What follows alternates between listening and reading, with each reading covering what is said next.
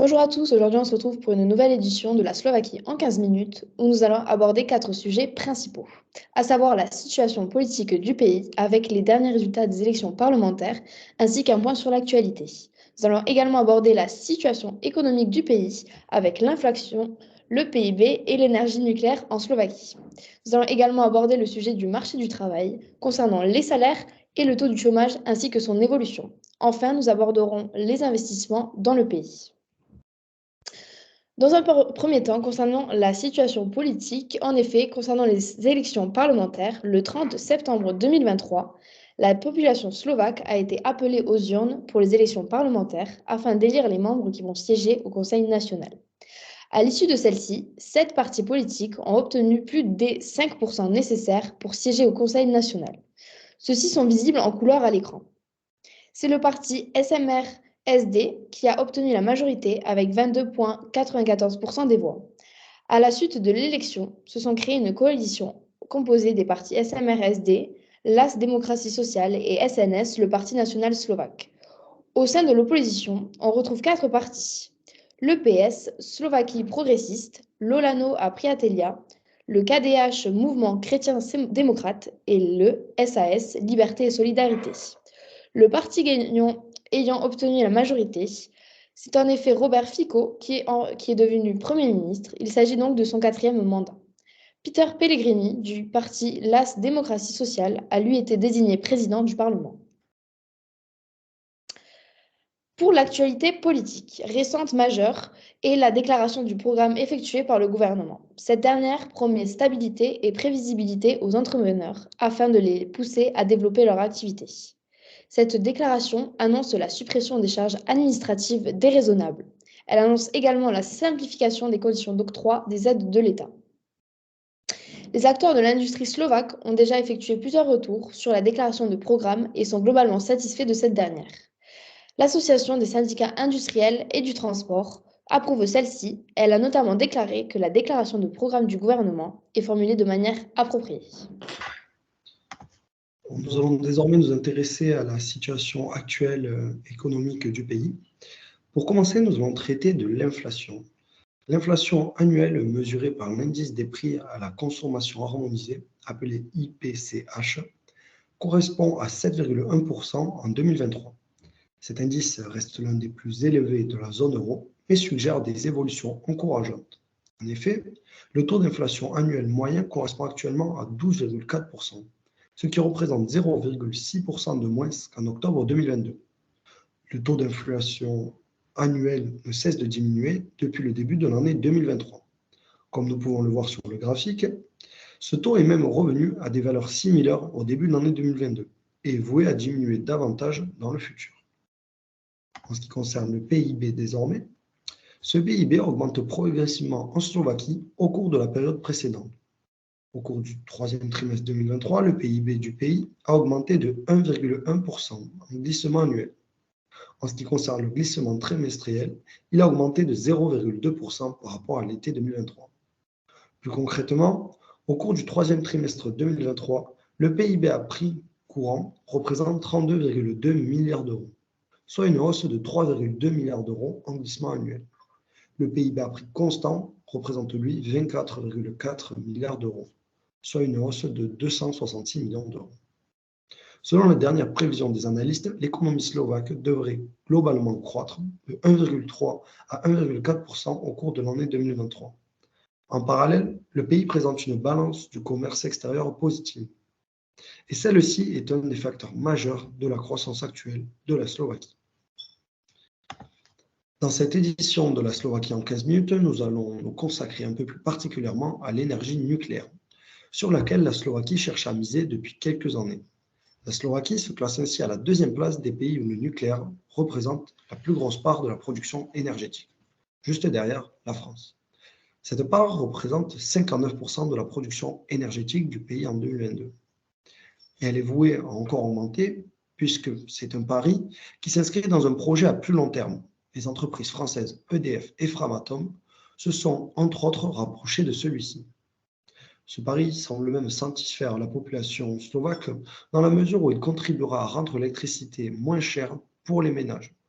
Par exemple, grâce à la récente mise en service de la troisième unité de la centrale nucléaire Mochovce, qui prévoit déjà une quatrième unité pour l'avenir. Concernant le sujet du marché du travail, nous constatons donc une évolution des salaires slovaques. En effet, ces derniers augmentent globalement de mois en mois. Sur la dernière période, on répertorie l'augmentation des salaires mensuels nominaux moyens dans plus de 10 secteurs. On retrouve parmi ceux-ci la restauration, le commerce de gros, le commerce de détail, la vente et réparation de véhicules, les transports ou l'entreposage. Parmi ces derniers, 7 d'entre eux ont enregistré des taux de croissance à deux chiffres qui représentent donc une réelle hausse. En ce qui concerne le taux de chômage, celui-ci a été calculé à 3,98% pour le mois d'octobre 2023, soit 0,5% de moins qu'en septembre 2022. Le nombre de demandeurs d'emploi est de 172 283, soit 5% de moins qu'en octobre 2022.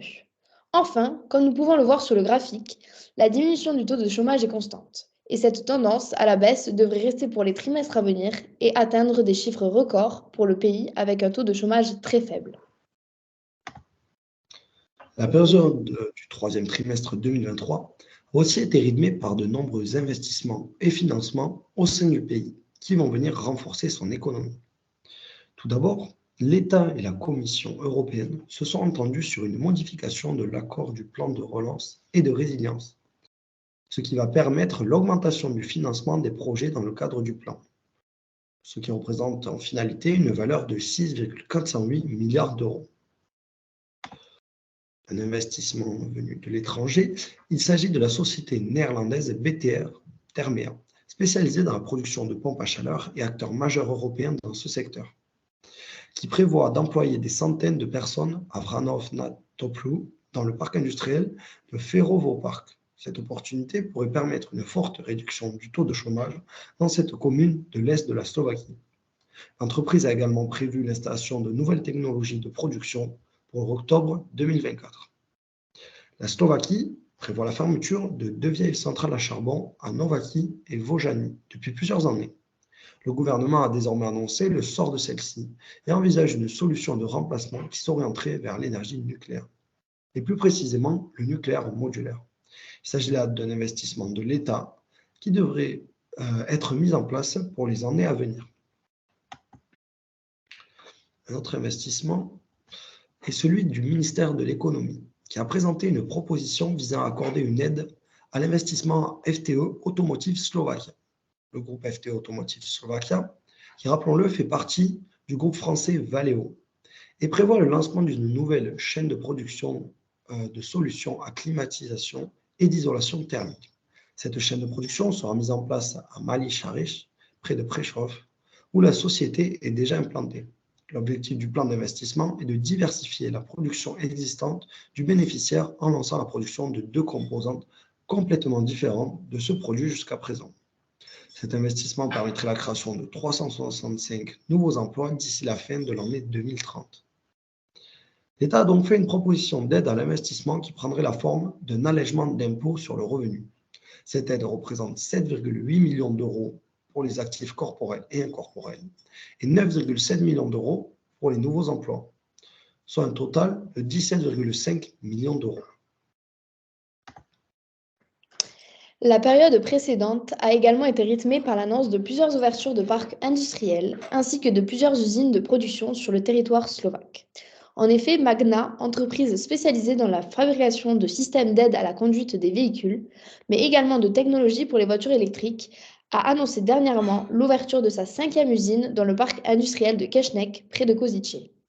Véritable parc attractif avec une volonté de ne voir s'installer uniquement des entreprises à production verte, ce dernier pourrait voir la création de plus de 1000 emplois pour 2029 dans le secteur de l'électronique, de l'électrotechnique et de l'optique. De plus, l'ouverture d'une première gigafactory de batteries a été annoncée. Celle-ci sera localisée dans le sud de la Slovaquie, plus précisément dans le parc stratégique de Šurany. Sa mise en service est prévue pour 2026. Un protocole d'accord a été signé entre le Premier ministre slovaque Robert Fico et la co-entreprise Gotion Innovat Batteries, qui réunit la société slovaque Innobat et la société chinoise Gotion High-Tech, fournisseur exclusif de Volkswagen. Selon le directeur de la société chinoise Goshen High-Tech, il s'agira de la gigafactory la plus avancée au monde avec une empreinte carbone nulle. Côté parc industriel, pour donner suite aux dernières nouvelles concernant le nouveau parc industriel de Volvo, il a été annoncé dernièrement l'ouverture d'un nouveau parc industriel appelé Vallaliki à Košice. Les gérants de ce projet prévoient d'offrir aux sociétés qui s'y installeront un gazoduc à haute et moyenne pression, une station de contrôle et une nouvelle centrale électrique qui permettra d'alimenter la nouvelle usine automobile de Volvo qui devrait progressivement démarrer sa production en 2026. De plus, ce nouveau parc sera d'autant plus attractif parce qu'il offrira une connexion au réseau routier et ferroviaire. Il devrait en outre permettre la création de 7200 nouveaux emplois. D'autre part, l'État a annoncé la construction d'un nouveau parc industriel dans la partie nord de la ville de Rimavska Sobota. Ce dernier a pour objectif de créer de l'emploi et de rendre attractives les régions slovaques les moins développées en se concentrant sur des investissements plus verts. Le premier investisseur annoncé dans ce parc industriel, l'entreprise allemande Winkelmann Group, spécialisée dans la production de réservoirs d'eau chaude, de pompes à chaleur et d'appareils de chauffage, prévoit d'y employer environ 450 personnes et y investir plus de 110 millions d'euros. Concernant la capitale slovaque, Bratislava, de nombreuses zones industrielles y ont également été annoncées. C'est le cas du nouveau parc d'affaires et de logistique du nom de Garb Park Bratislava City, dans le quartier de Petržalka. En effet, ce dernier permettra d'accueillir plusieurs entrepôts de gros et des centres de distribution avec de nouveaux espaces alloués pour des services et des petites activités d'assemblage. Ce projet de plus de 30 millions d'euros est mené par la société de développement familial allemande Garb et prévoit la création de plus de 600 emplois. Dans le même secteur, une nouvelle installation logistique correspondant à un investissement d'environ 30 millions d'euros pour les commerces de gros et les centres de distribution prévoit également d'être construite pour 2025, permettant la création de 500 nouveaux emplois pour la société SK5 Logimac. Enfin, en ce qui concerne nos événements à venir, vous êtes conviés à nous joindre le 5 décembre à 9 h à notre Business Breakfast qui traitera des changements fiscaux importants adoptés en 2023. Aussi à notre Custom Coffee en coopération avec notre membre Roman et Pavlovic qui prendra place au même moment. Le 8 décembre à notre événement eB2B Europe. Donc voilà, si vous voulez en savoir plus, vous pouvez nous contacter à l'adresse mail affichée à l'écran ou bien vous rendre directement sur le site de la Chambre des commerces française ici en Slovaquie.